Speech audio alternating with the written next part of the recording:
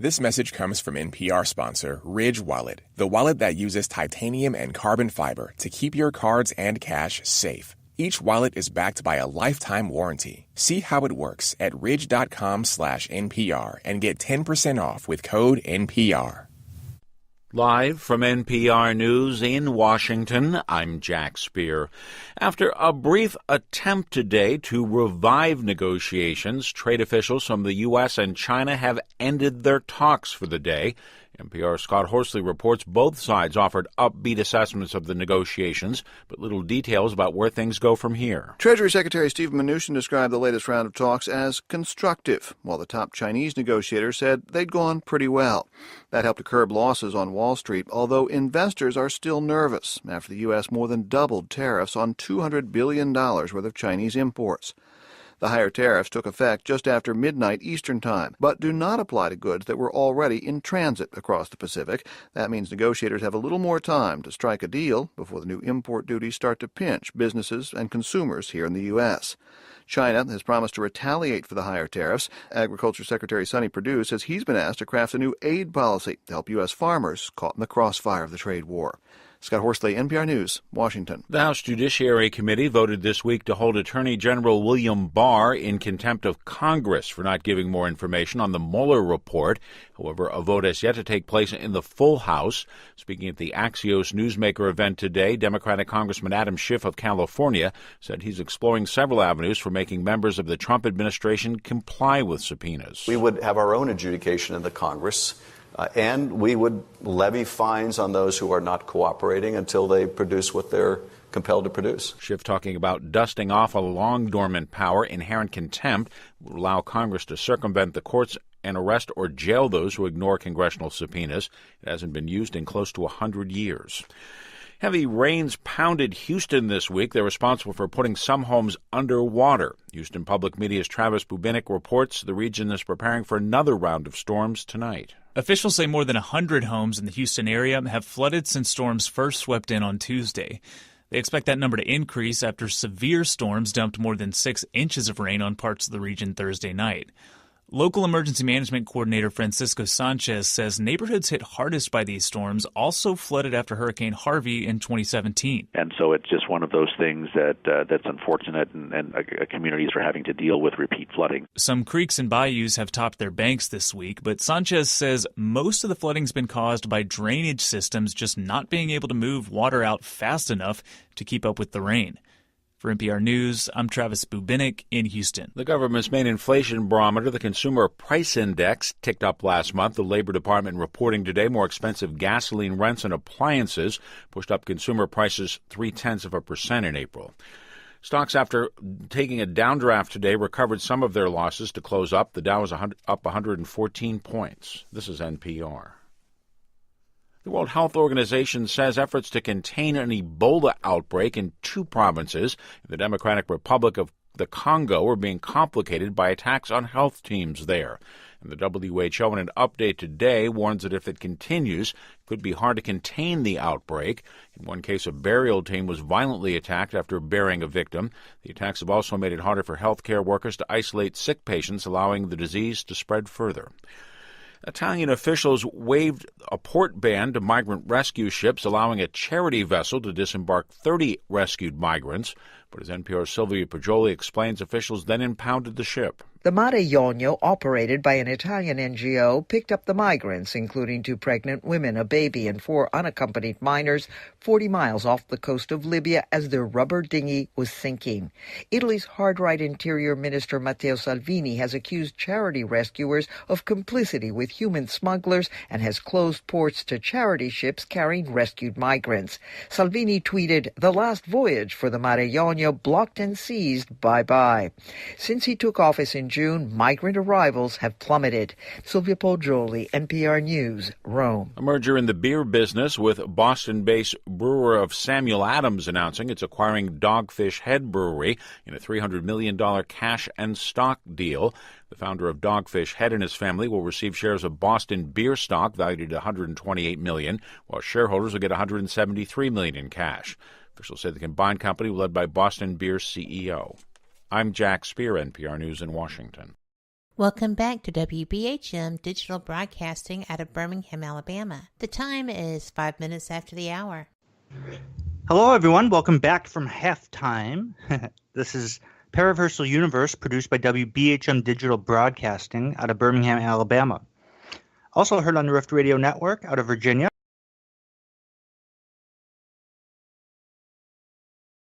We're your hosts, Kevin and Jennifer Malik, coming to you from the northern Wisconsin, here at the Northwoods Paranormal Resource Center in Rhinelander. For this hour, we are going to switch gears and go into the Paralogian Report mode, which is fringe news and analysis. This Paralogian Report includes, we have Tom McGuire, psychotherapist and paranormal investigator in the house, and we also have Kat Hobson, paranormal investigator and owner of WBHM, with us as well. You can always enjoy excellent fringe talk radio for awesome and informative radio shows about the paranormal, supernatural, esoteric, and Fortean topics on this network and affiliate platform websites. Not only our show, but many other good shows about different facets of the unknown and unexplained. Much to listen to and much to enjoy. Stream live on TuneIn, iTunes, or the Paranormal Livestream app, available from Android app and the iTunes Store. This segment is brought to you by Supernatural Magazine, where our articles can be read. Get back to Paraversal Universe, and now the Paralogian Report, which covers news, history, and analysis about topics from the fringe recesses of the world, be it paranormal, supernatural, Fortean, esoteric, or geo and exopolitical topics. How you doing, Kat? Do we have Kat with us? We do. My mic was closed. Oh. But I'm doing well. Thank you very much for asking. It's been a good day. Yeah. And how about you, Tom? How are you? I'm really good. Glad to be here. So Jennifer's going to start us off.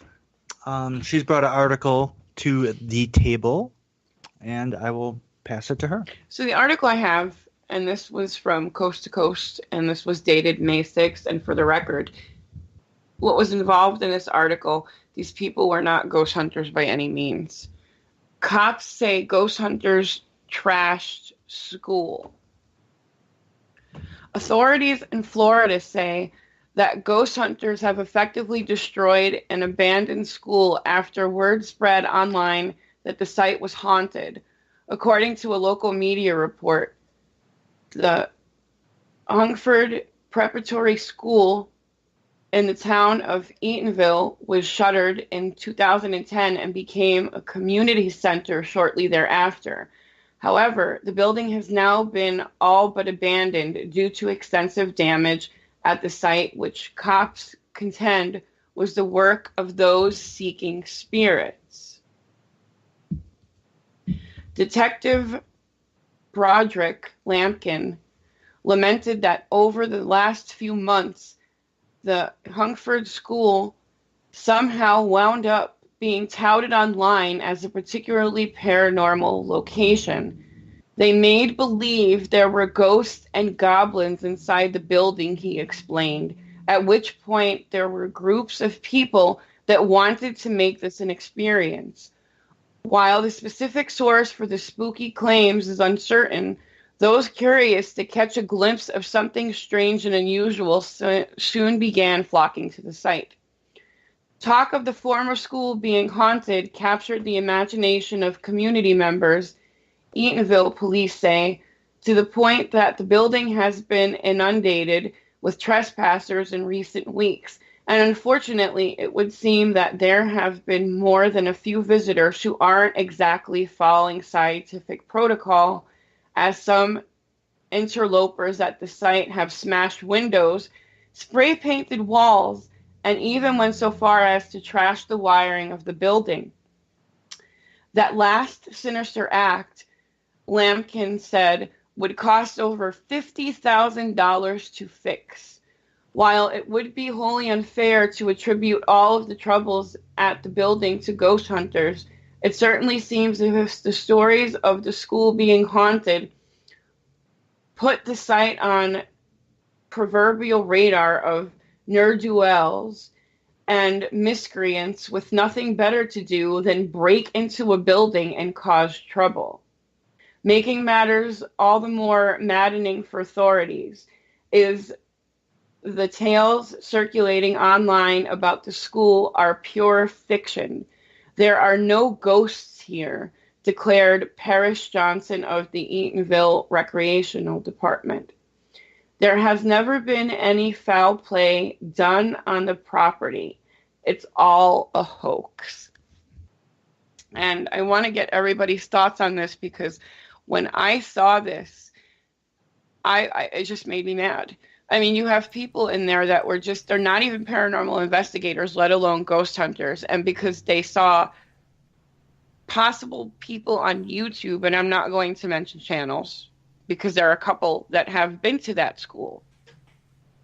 And it just makes me mad that because of these people going into this location and telling everybody and making it sound and look like the place was haunted, now the authorities and the locals have to deal with people just coming in and trashing a location. So it went from the whole ghost hunting thing to just trashing something. So when I saw this grabbed my attention. There's a video link to this. I'm going to post it in chat, but I want to get everybody's thoughts and opinions on this article. I have a really strong opinion on this because not too awful long ago, a beautiful old historic mansion that was presumed to be haunted, I guess these people went in there because it looked old, was burned down by people, and the article, of course, said ghost hunters. This was in either Mississippi or Louisiana. It was horrible because, A, you don't go on property without permission from the ownership. And that's the first rule, or at least it is for the teams that I'm involved with. And B, you don't take flammable materials or, toss a cigarette down when you're in an old wooden structure. I mean, so much was wrong with this whole thing. This is in no shape, form, or fashion a group of paranormal investigators. They may be, watching and getting the wrong inclinations from people that don't respect the properties. But, I'm going to go out here and say there is not one show that I'm aware of on television depicting ghost hunters of any type that does not respect the properties that they go into. They may not investigate the way I do. They may not do a lot of things the way I do, but everybody respects the properties that they go into. They're not breaking in. They're not busting in doors. They're not breaking windows. It's just, oh, how did the soapbox get under my feet, right? I'm sorry. But I really have a problem with that whole scenario, and I am so tired of people like that affecting my reputation because I'm a paranormal investigator. And I will yield now. I'm sorry. Yeah, I agree, Kat.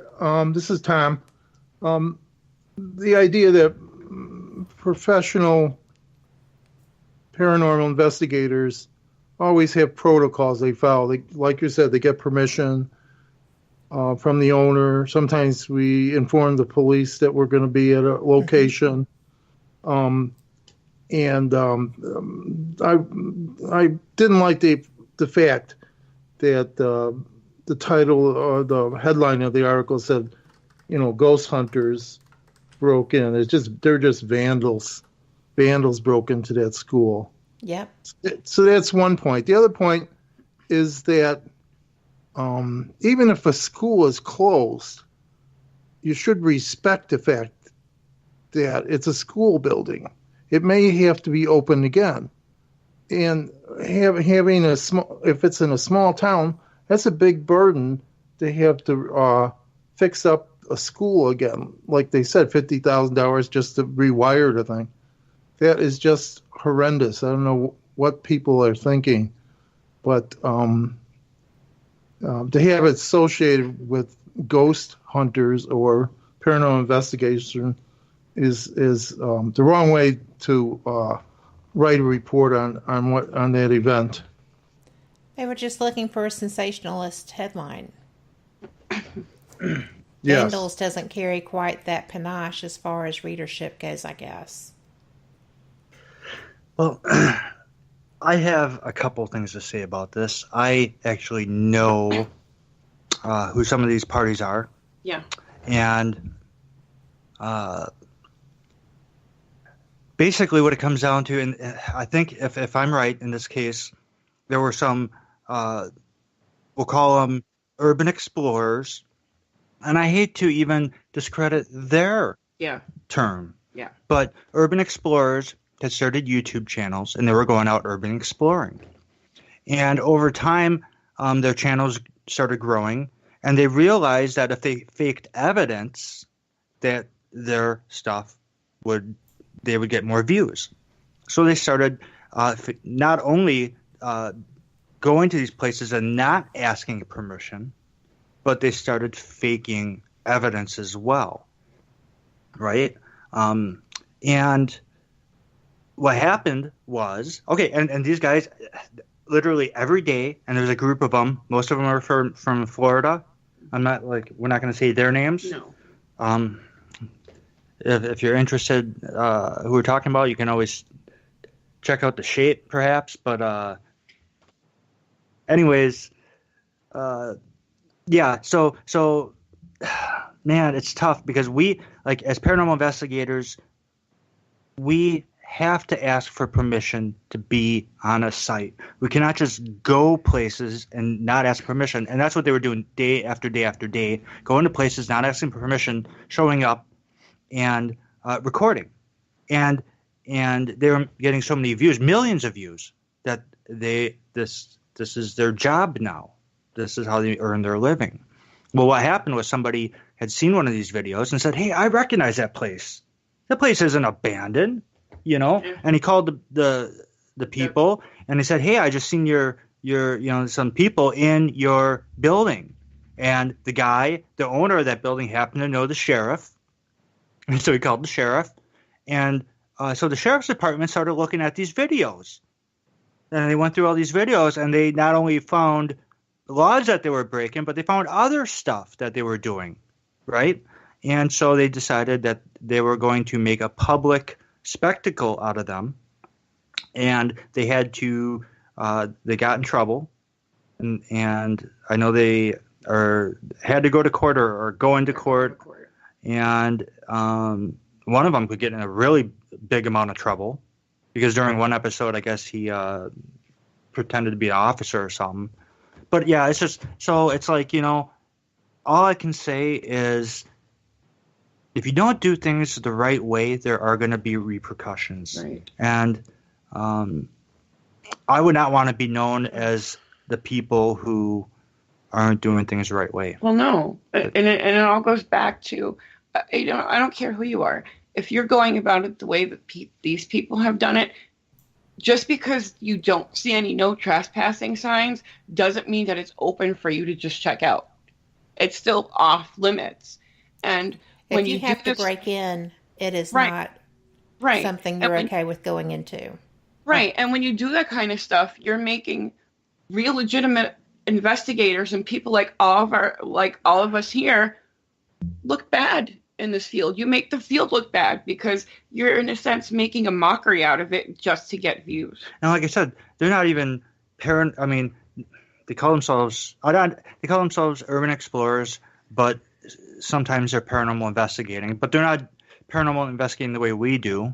They'll just like whip out a ghost box and do a little bit, and they do things like hit lampshades and make them swing. When the camera's facing away, and then they'll turn around and they'll be like, "Oh, poltergeist activity," stuff like that. They sound like scumbugs. Oh, Yeah. I mean, they are not urban explorers. They are not paranormal. They're nothing but scum to be going in and destroying things. Yeah. And they're like, you're not doing anything wrong. It's like, yes, you are. You're going on other people's property without their permission. Yeah. If you can get hurt, you think they want to be sued by you? You know what I'm saying? I mean, there's so many liabilities. Right. And then another issue I have, and it's like it's like the thing when you have these groups of people trespassing, you're encouraging this stuff. They're encouraging it.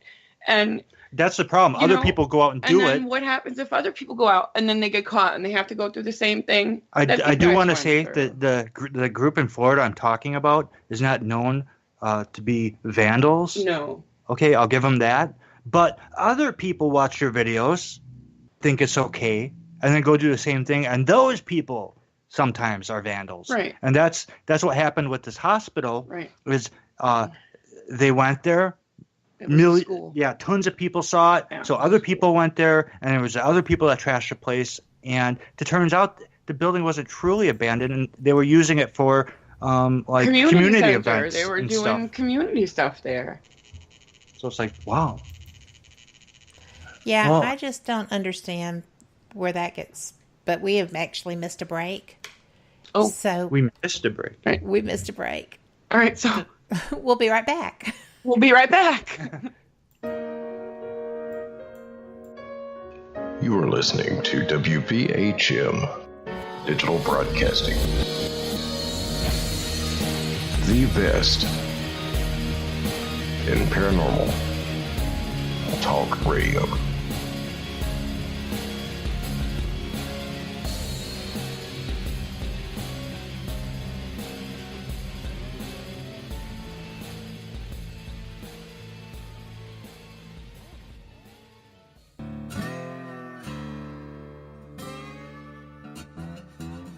Oh, come on. I'm Southern, but... Nope. That'll do. Hello.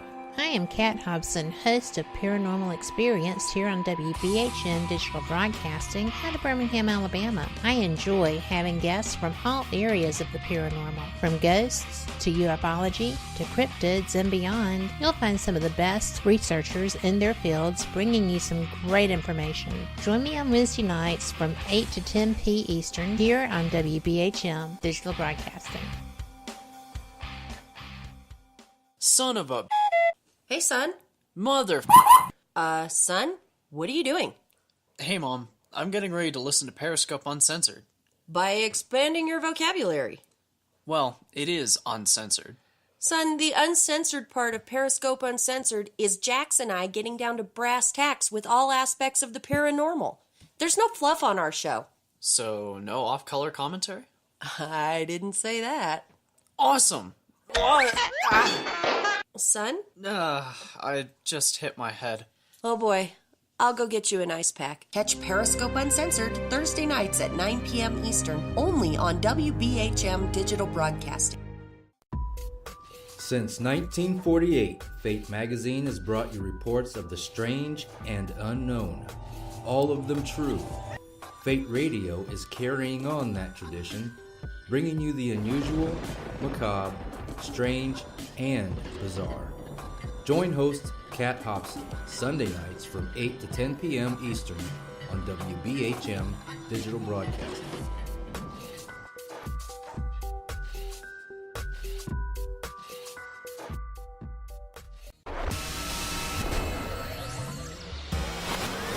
You are listening to WBHM Digital Broadcasting, Birmingham, Alabama.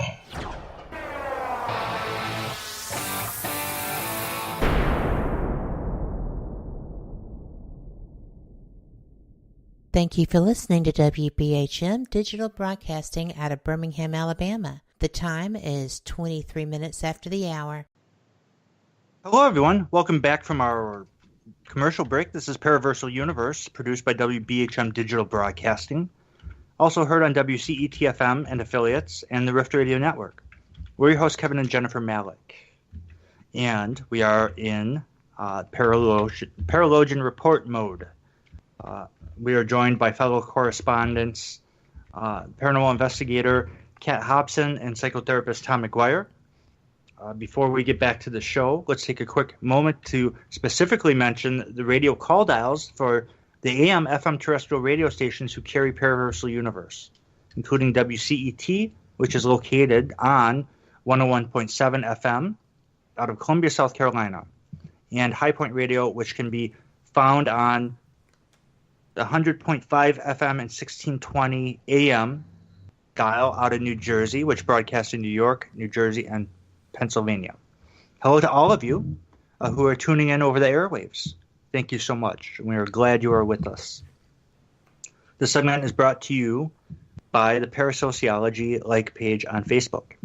Parasociology is the study of how paranormal manifestations and experiences can affect a family, group, or collective. Parasociology also examines how spirituality is practiced in different cultures. So go check that out. Leave a like for future content. And alrighty, we're back to the show. This is Paraversal Universe and the Paralogian Report. And next up is Tom McGuire, who has brought an article to the table. And Tom, what do you have for us? Hi, everyone. I found this article earlier today. It's called Top 10 Paranormal Myths. And it starts off, just because the paranormal is the realm of the unexplained doesn't mean that there isn't any explaining to do.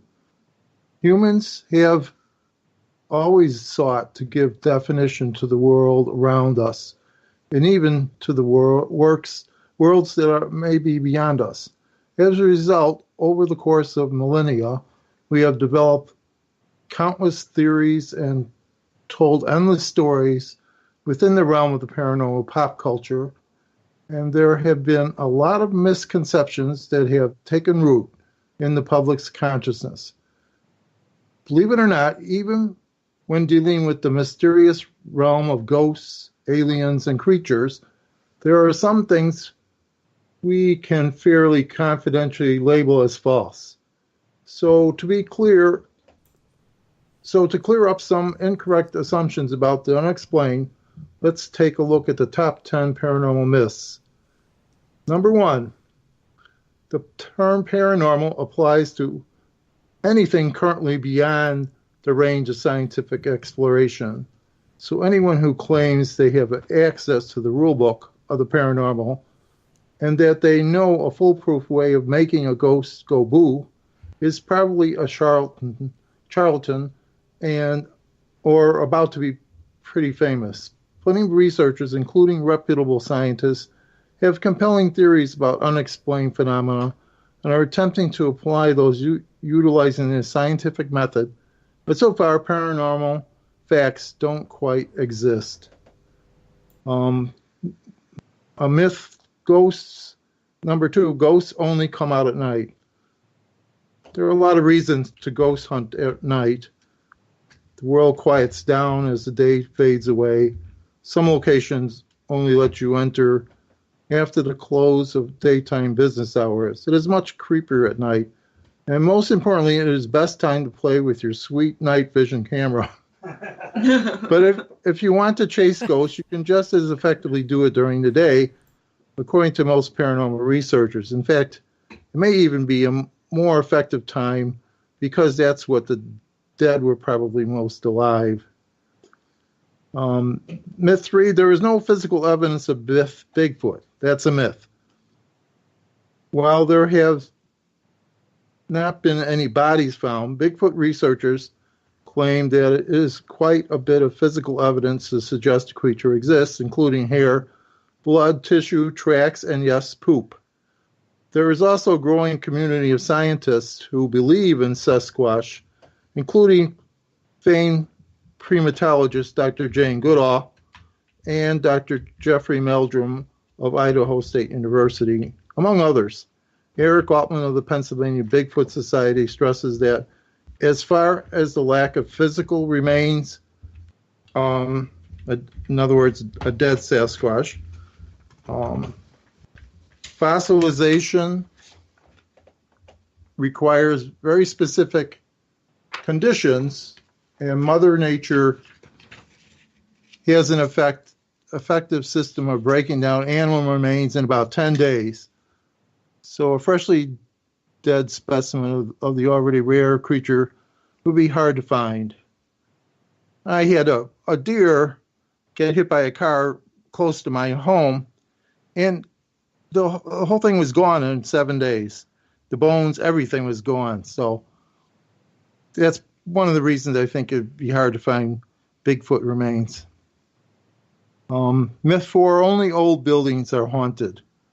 A decrepit ancient Victorian mansion with broken windows, creaky floorboards, and moldy furniture may be the best haunted house in Hollywood, but is not where ghosts necessarily hang out.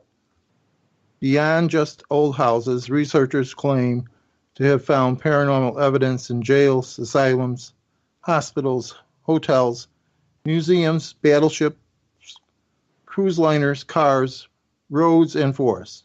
New locations can also be haunted, as can the ground where a new building is established. There doesn't necessarily have to be a death on the property either. It is widely accepted within the paranormal community that objects and people themselves can be the focus of a haunting. Myth 5, America's paranormal fascination is new. Although the paranormal has become quite popular with the arrival of investigation-based reality shows, Americans' fascination dates back to the origin of the nation. The paranormal peak in the U.S. in the mid-19th and early 20th century with the introduction of spiritualism, a religious philosophy that espoused their communication with the spirit world is positive. Mary Todd Lincoln, Mark Twain, and Harry Houdini were among the American celebrities who became a part of the paranormal conversation, and the public gathered in homes and auditoriums to connect with the dead in seances. Beyond ghosts, future President Teddy Roosevelt wrote a frontiersman encounter with a Bigfoot-like creature in 1893, and other Sasquatch stories would periodically make their way into the news. Long before the Battle of Los Angeles in 1942, or the Roswell incident in 1947, airships were reported in the skies above America, and newspaperman S.E. Hayden wrote about the crash of such a ship in Aurora, Texas in 1897, about 6 years before the White brothers' first flight. Next myth, aliens are little green men in flying saucers. Actually, the most popular aliens are little gray men, according to believers. In America, the grays are the archetype when discussing alien encounters, and were supposedly found in the Roswell incident. The creatures supposedly have large black buggy eyes and a slit for the mouth and on their oversized noggins. However, aggressive reptilians and blonde-haired Nordic humanoids have also been reported by eyewitnesses, along with dozens of other alien species. As for the flying saucer part, ufologists claim we should add flying crescents, cigar-shaped craft, triangle ships, and a V-shaped craft to the classic flying saucer motif. Number 7, no one still believes in vampires. The bloodsuckers from folklore have enjoyed a nice comeback in paranormal pop culture in the last few years, but they never completely went away in some societies. Recently, Indian politician placed a $2,000 bounty on vampires sucking the blood from villager cattle in the town of Dhirampuri in Tamil Nadu, which calls to mind the 2004 exhumation and subsequent staking of a corpse in Romania. The supernatural ghouls may not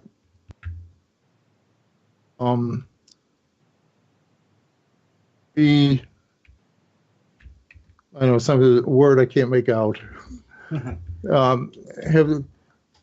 been reassembled in the Twilight and True Blood sagas, but they are still very much alive or undead in various parts of the world. Even within the United States, there are subcultures of individuals who believe they're among a class of vampires, especially active groups in New Orleans and New York City. Do I have time to read the last couple? Oh, yeah. Yeah. Okay. Yeah. Modern zombies are supernatural. The term zombie has been in use for well over a century, and before 1968, applied to seemingly soulless slaves created by Haitian voodoo magic. After 1968, when George A. Romero's Night of the Living Dead was released, the term was forever changed. Modern zombies are the result of an unexplained contagion, but not supernatural. According to zombie expert Matt Moog of the Zombie Research Society, the modern zombie is a relentlessly aggressive, reanimated human corpse driven by a biological infection. So supernatural vampires, mummies, Nordic drought, and all relevant need not apply for brunch with this bunch. Skeptics and believers don't get along. That's another myth. There are actually many skeptics involved in the paranormal community, and they are normally welcomed by investigative groups. When the two groups operate together, the skeptics can assist in disproving misidentified phenomena. If something cannot be disproven, it then becomes believers closer to the possibility of legitimate experience. Dave Schrader, who hosts the popular paranormal radio show Darkness Radio, says paranormal believers are not at war with the skeptic nation, and he embraces their input because he's rather be taken seriously where findings are reviewed. Additionally, more skeptics are confused for cynics, but actually want a paranormal experience. They want it to be real and not just a false positive. And the last one is the paranormal is bad for business is a myth. Even if the phenomenon is unexplained, the business world is a big believer in the paranormal. Paranormal tourism, where travelers spend vacation money on pilgrimage to generate conventions, are famous hotspots, is an active industry. Instead of shying away from paranormal reputation, locations are embracing it. Even cities seem to have a few ghost tour operations. When haunted house attractions and vampire balls abound, and entire towns in America are defined by their paranormal personalities. The Roswell UFO Festival attracts droves of alien enthusiasm to New Mexico every July. Meanwhile, Point Pleasant, West Virginia, belongs to the Mothman, and Salem, Massachusetts, has a tourism industry focused on the infamous witch trials. Zombies walk, run, and obstacle courses, along with proms, protests, and pub crawling are weekly occurrences in cities across America. So that's top 10 paranormal myths that maybe some people haven't heard of before. That was interesting. That was very interesting. I'm glad you brought that.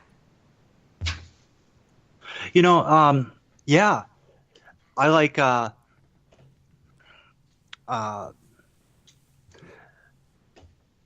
all of them, the one that I might care to differ with is the Bigfoot and the evidence, but that depends on what kind of, in other words, yeah, we don't have a body, and until we have a body, science is not going to acknowledge it. But, there are hair samples which are being tested, and there are tracks. And so, it's I'm kind of on the fence with that one, but I understand what he's saying. I totally get what he's saying, which is why Bigfoot is a creature of mystery and not a normal, everyday creature, right? Because we can't find a body, and we can't find a sleeping Bigfoot, and we can't, they're so elusive. The other one's true, like the ghosts at nighttime. Yep. Yeah, I like the night vision camera. Yeah, because I like that too. Yeah. So that was cool. Let's see. What else? Ghosts only come out at night. They come out at all times. We know that for sure. Yep. Let's see. Aliens are little green men, which is true. There are actually, I've heard that there are up to 100 and I think it was 30-some different alien species supposedly reported by the Russian government, and the American version of which was less, but it was like, I want to say 80s, in the 80s. Yeah, and the point being, there are so many variations of what people have reported over the years. But they all say that there are species that are here and have been. Right. So the little green men, and they're, they may be one of them. In fact, people have reported little green men, but they are not the only one out there. Like they said, the gray one is actually more prominent. Yes. Zombies and supernatural, that's something that we consider doing a whole show on. Yeah. I was interviewed one time by NBC News about zombies, of all things, for really interesting. That is interesting. So knowing I was going to be on the news, I really dove into it, and I'm glad I did, because I learned a lot doing so. Let's see. So we'll have to do a show on that sometime, I think. I would like that show. Yeah. And then paranormal bad for business. Now, we know that for sure that's not true, because the last investigation we did was for a business who opted to it was fine with people knowing about our investigation. So many people in the town know that the building is haunted anyways. And the idea was, everyone knows it's haunted anyways. Any PR is good PR. So yeah, you're welcome to post about it and talk about it. And we did, and wow, it ended up being it turned out to be our most popular post of ever, which was amazing, at least on the Society like page. And 150 shares. We reached 20,000 people off of one post. Really amazing. And he got business. I mean, business increased. And that's as far as promotion, yeah. So that's the idea. Not all businesses fare worse for it. Some of them gain business for it. People come in to have, Go ahead, Kat. I was just going to say that we really need to take this break. Okay. And continue this when we get back. Sounds good. All right. You're listening to WBHM Digital Broadcasting, the best in paranormal talk, only on Paranormal Experience Radio. Broadcasting live out of Birmingham, Alabama.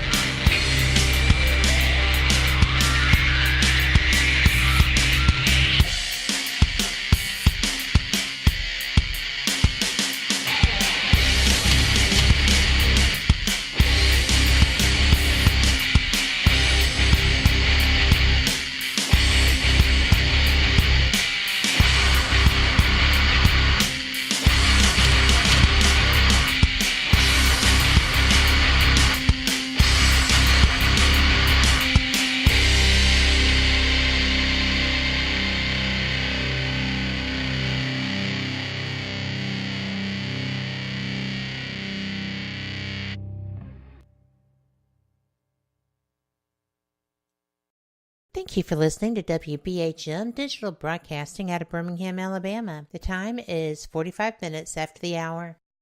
Alrighty, we're back, everyone. This is Paraversal Universe, produced by WBHM Digital Broadcasting.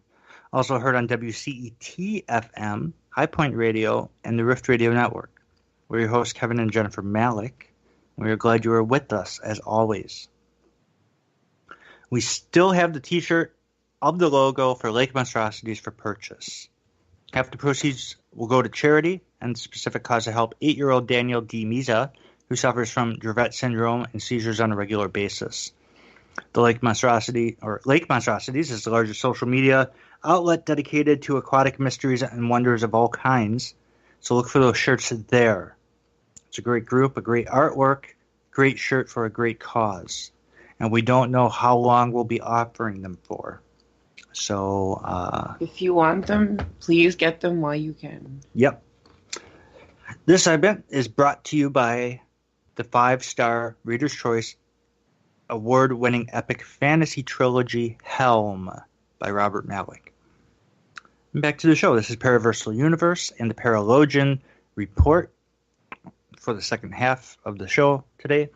And when we left off, Kat was about to give us her opinion on Tom's article, and then she was going to read the next article. So I'll pass the floor to you, Kat.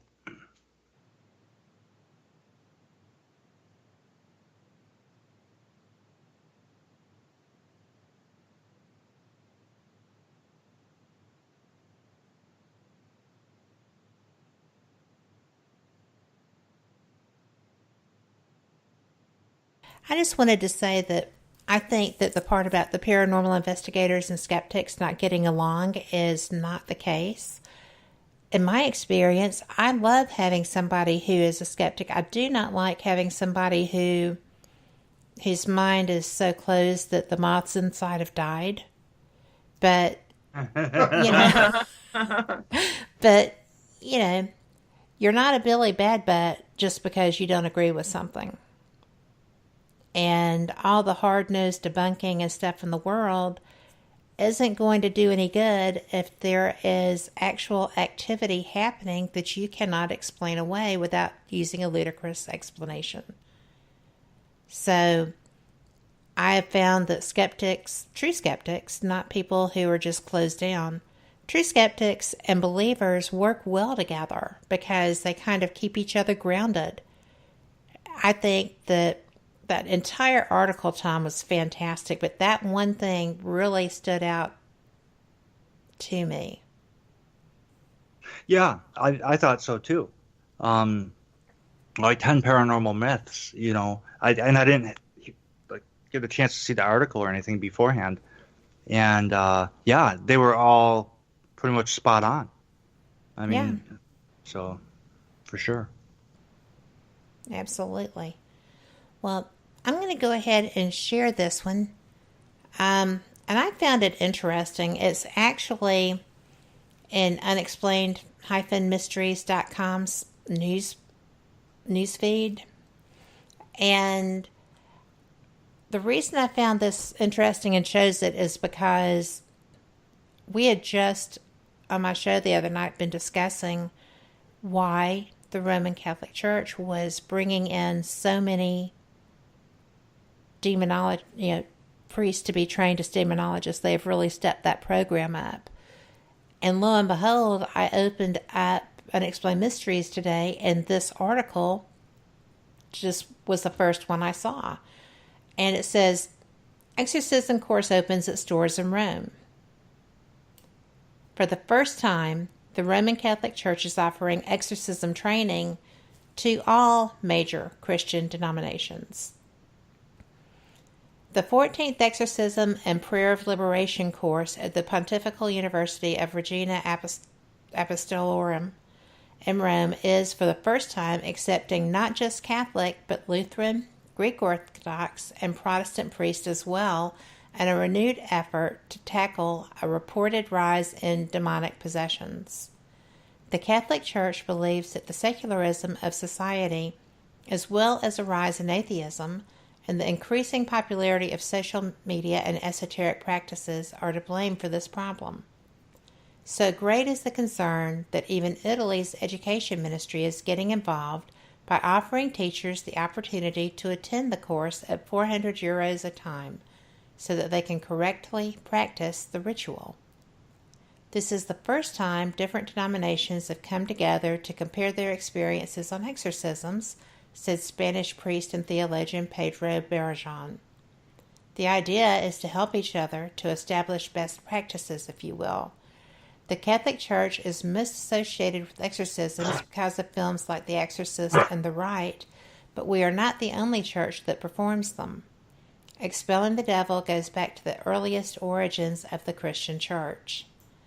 And I'm going to just say that the Catholics have had practices in place for centuries on doing this, and there's a reason they're the ones who are teaching this course. So while everybody does have a practice for that, I'm most comfortable with a Catholic priest helping me in a case. But there you go. What do y'all think? I think it's a good idea that they're willing to help other Christian denominations deal with deliverance. And you're right. Out of all the different denominations, the Catholics have the most experience with exorcism, bar none. So many of the exorcists out there are Catholic, the big guns and stuff. Mm-hmm. So it's cool. I heard that the Vatican had opened their I don't want to say compound. Their doors. Their doors, thank you, to the Islam religion recently. And I thought, wow, that's never been done before.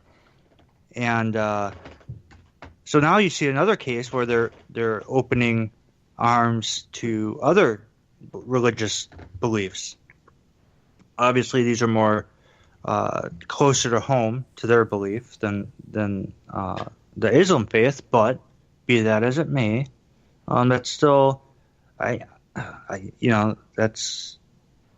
think, for me, I like in our society, for example, we honor all greater good religions, and we work together, and we're relatively successful, and that's a good thing. And it's not we don't all have just one denomination. There's different belief systems in our society. Absolutely. The common denominator is that they're greater good religions. That's the key. And anyone that joins our society needs to be they need to understand that being part of this team means that you are serving the greater good.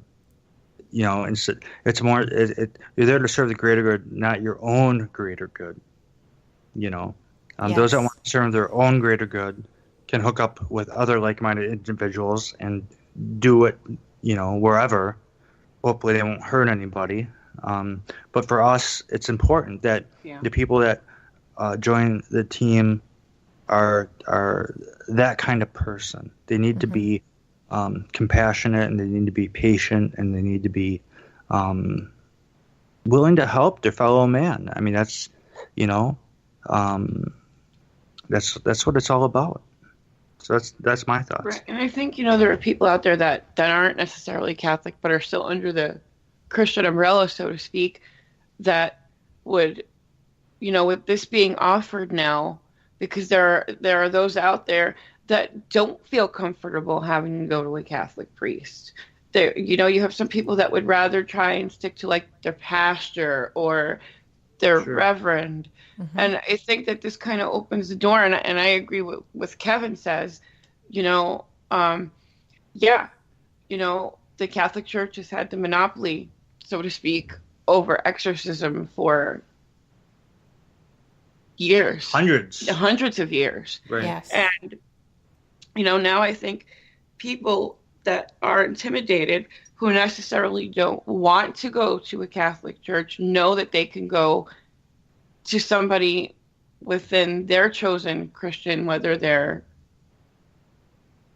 denomination, and get that help, you know. And who knows, they may even find instances where Catholic priests get together and help out other denominations, as far as the Christian umbrella goes, with the different types of clergy, like pastors and reverends. Well, to me, yeah, if you're going to be greater good, you want to help everybody. Mm-hmm. Absolutely. At least everybody that is, open to so, it. Yeah. So it's, I remember earlier years in the paranormal where if anyone besides a Roman Catholic priest read the Ritual Romanum, it was a horrible thing. And now you're finding that that's not so much the case, because it works. It works, and it's tied to the Bible. And so, yeah. Do you have any thoughts, Tom? When I was in high school, it wasn't really a high school. It was a preparatory seminary. Eventually, to become a priest, I decided I wasn't worthy enough to be a priest. But one of my teachers when he was in the seminary, he asked permission to study the occult and to be able to work on that part so he can become an exorcist. But what happened to him, some strange things were going on. His lights in his room switched off and on, and some other unexplained events occurred. And the Catholic Church made him stop because those things were happening. So for some reason, he was opened up to some evil things that might have been really difficult for him. And so it's like you said, the hundreds of years the Catholic Church has taught the exorcism. So it's great that they're opening it up to other denominations, but also it emphasizes the fact there is evil that we have to deal with. So the more that the people that espouse the goodness, the good, to unite more to confront evil. Right. We define denomination. God didn't put that forth. We created that. We're all children of God. It's all good against evil. Exactly. So basically, denominations are different ways to interpretate the same information. Right. And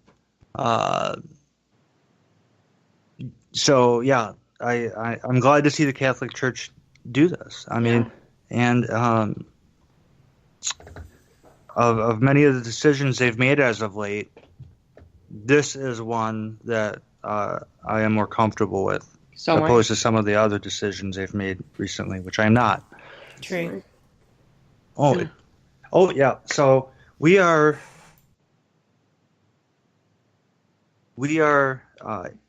Does anybody have any last thoughts before we wrap this up?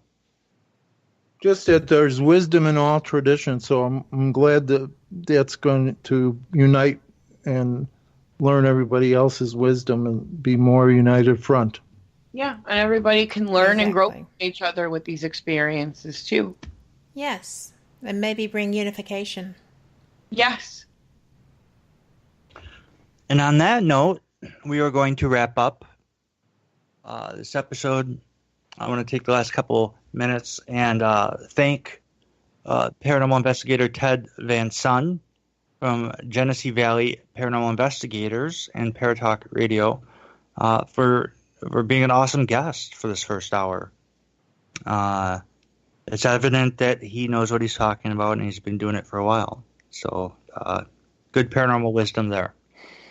Next Friday, we have aquatic mysteries researcher and paleo author Max Hawthorne, author of Cronus Rising and other books. So we'll be talking to him too. That's going to be awesome. That's going to be a good show.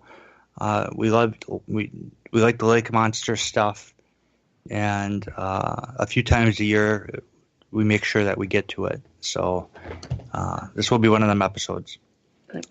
Feel free to support any of the networks mentioned here tonight, as well as the Northern Wisconsin Paranormal Society Limited, 501c3 nonprofit organization, by donating. It's folks like you who ensure that these excellent organizations and networks will be here tomorrow. To the believer, the evidence is overwhelming. And to the skeptic, there will never be enough. Thank you. God bless you. Everyone have a wonderful evening, a wonderful weekend, and we will see you here next time. Good night, everyone. You are listening to WPHM Digital Broadcasting. The best in paranormal talk radio.